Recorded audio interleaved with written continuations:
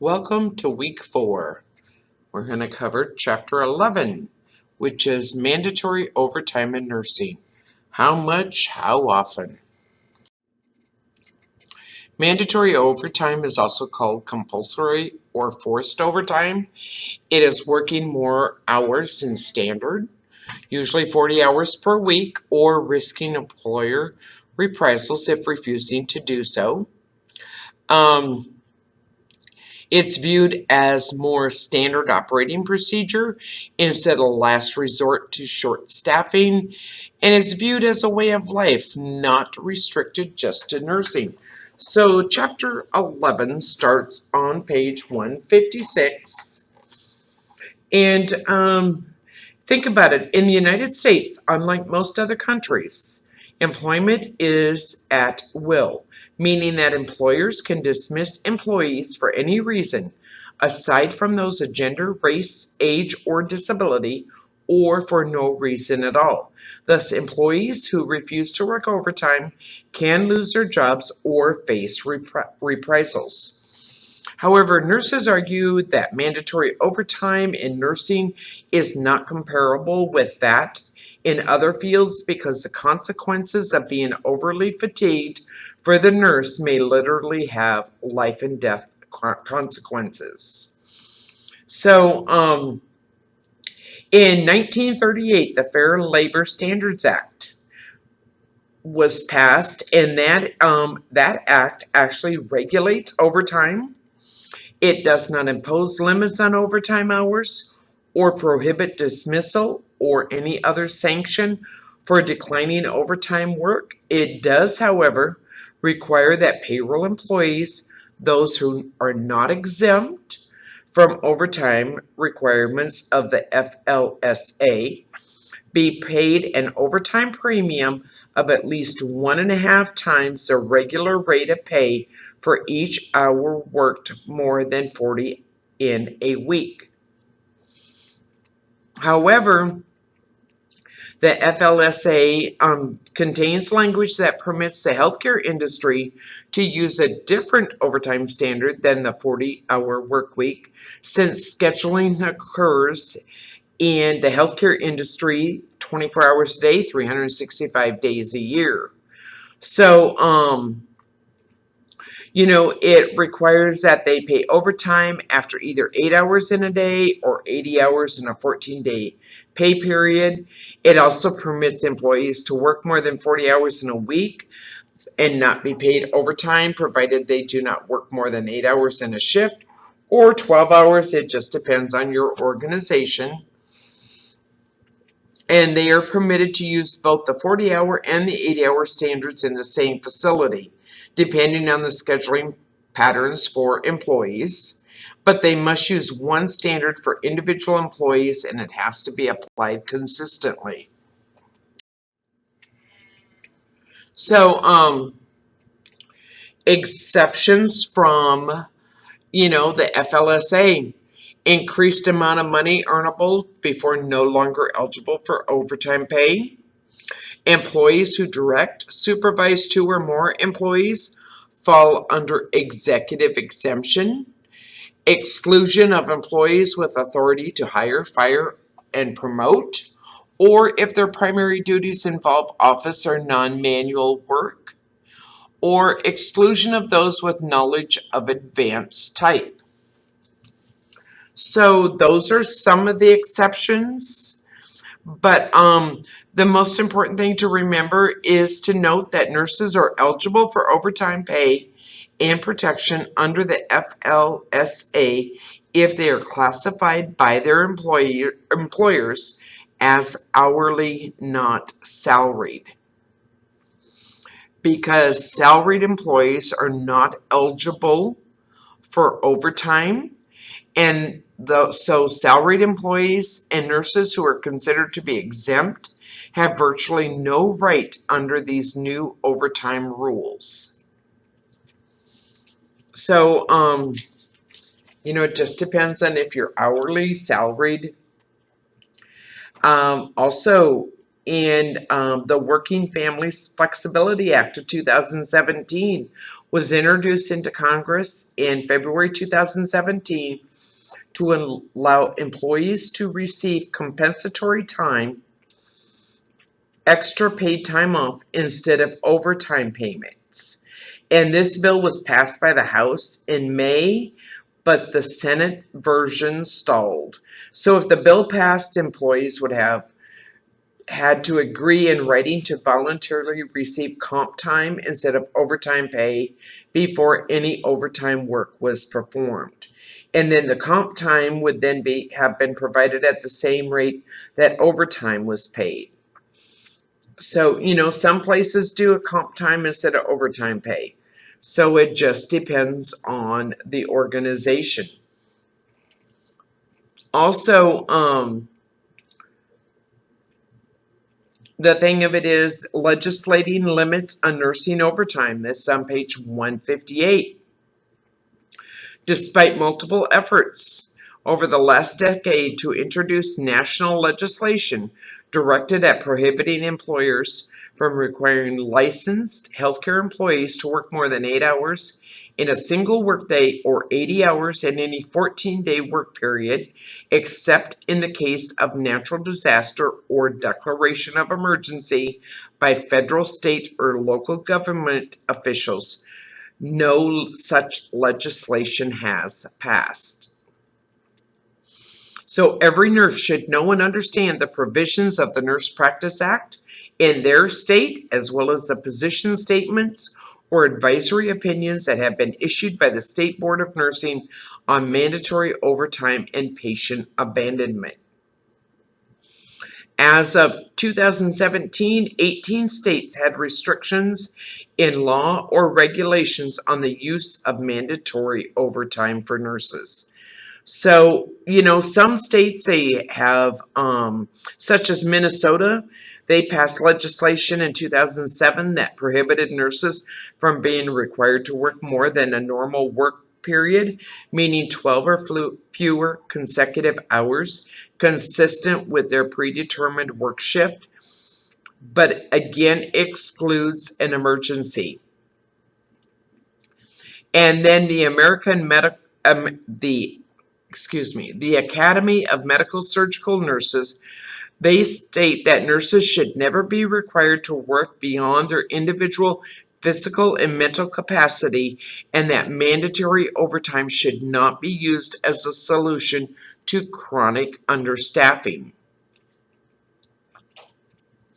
The consequences of mandatory overtime, though, research on the effects of overtime has focused largely on studies of individuals working scheduled 12-hour shifts. However, when staff plan to work 12-hour shifts or additional shifts on a voluntary basis, they're more likely to get plenty of rest immediately before working the extended shift. However, when overtime is mandated by an employer, that occurs with little or no prior notice, so higher levels of fatigue may occur. And fatigue becomes a factor, and it is also likelihood of errors, near errors, mistakes, and lapses in judgment increases. And then according to, if you think about it, the Department of Transportation, DOT, and the FAA, or the Federal Aviation Administration, they each regulate how long pilots, air traffic controllers, engineers, flight attendants, airline mechanics, and other employees can work in order to maintain airline safety standards and protect crew and passengers. Also, DOT and the Federal Motor Carrier Safety Administration regulate the number of consecutive hours truck drivers can work. However, in contrast, there are no state or federal regulations of the number of hours a nurse may work. And so with mandatory overtime, comes fatigue can result in a host of negative consequences, including occupational injury, illness, burnout, reduce quality of care, and errors. So the longer the nurse works after they become fatigued, the greater the risk of these consequences. And the other thing is 12 hours or longer shifts can be detrimental to an individual's health, causing disruptions to their circadian rhythms, altered activity, rest patterns, increased stress levels, and issues with social and domestic life. So,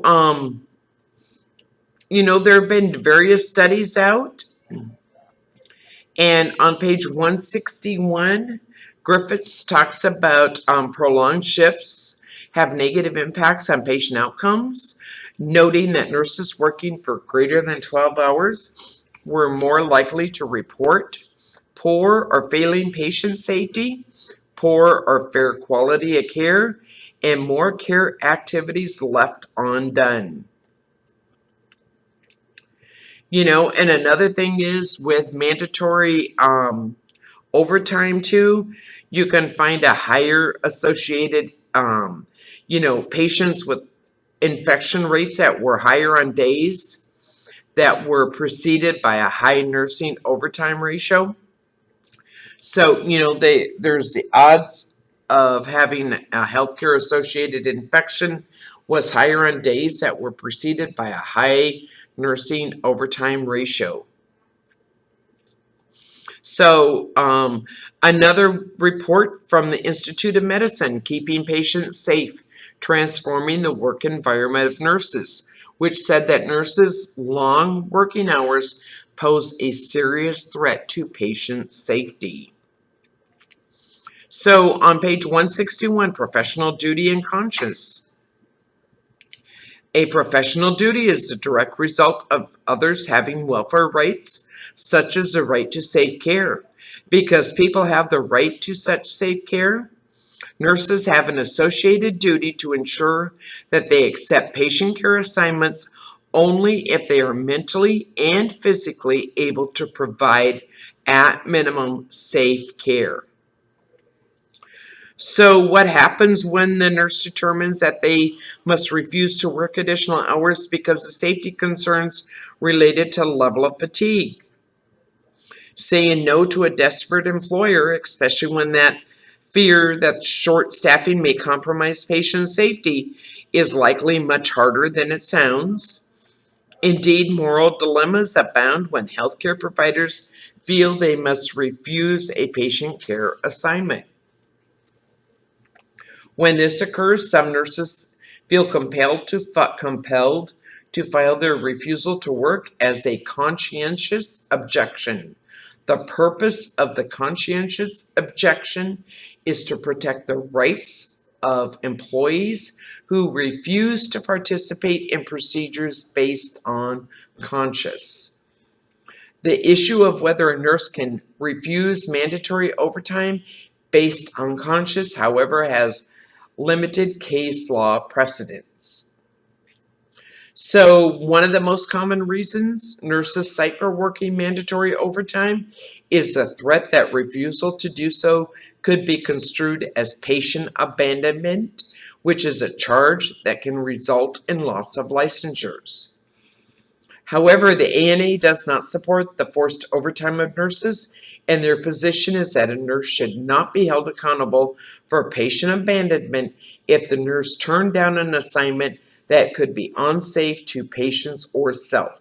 In fact, most state boards of nursing maintain that refusal to work mandatory overtime is not patient abandonment. In a situation in which a nurse has accepted a patient or assignment, the nurse must simply notify the supervisor that he or she is leaving and report off to another nurse. Always remember, when you leave, even if you're going on a break, you need to report off to another nurse. Usually, however, nurses would have less likelihood of losing their license or being reprimanded if an assignment, mandatory overtime, was never accepted in the first place than if the assignment was accepted and then the nurse changed their mind. This is because accepting the assignment suggests that a nurse-patient relationship has been established. Thus, patient abandonment is more likely when the nurse accepts a patient assignment and then ceases to provide nursing care without appropriately transferring the responsibility for the patient to another professional nurse. This then becomes a form of negligence in nursing, since the termination of the provider-patient relationship was unilateral, despite the patient's continued need for care. Once a nurse begins treating a patient, he or she is legally bound to care for that patient until another nurse is available to assume responsibility for the patient. So on page 163, box 11.3, abandonment occurs when a licensed nurse terminates a nurse-patient relationship without reasonable notification to the nursing supervisor for the continuation of the patient's care. The nurse-patient relationship begins when responsibility for nursing care of a patient is accepted by the nurse. And then page 163, box 11.4, sample situations that might constitute patient abandonment. Leaving the patient care area without transferring responsibility for patient care to an authorized person. Leaving the patient care area without transferring responsibility for patient care to an authorized person. Remaining unavailable for patient care for a period of time such that the patient care may be compromised because of lack of available qualified staff. So that is like taking a break or a lunch, and not signing off on it, to not reporting off to someone. Or that could be just sitting at the desk, doing your nurse's notes and not getting up when a patient needs something. That could be considered, constitute patient abandonment because you remain unavailable for patient care. Or sleeping while on duty without the approval of a supervisor in accordance with written facility policy. So those are samples that may constitute patient abandonment. The American Federation of State, County, and Municipal Employees is also working to eliminate mandatory overtime, contending that an increasing prevalence of hospitals that use mandatory overtime do so as routine staffing solution. So presumably, that AFSCME, according to them, makes the following argument that hospital administrators believe that the imposition of the mandatory overtime will save money by limiting recruitment and benefit expenses. However, it often generates very large costs, even if sometimes unaccounted for, in the form of increased turnover, lower productivity, longer patient stays, higher rates of treatment errors, which in turn necessitate more extended and costly solutions. So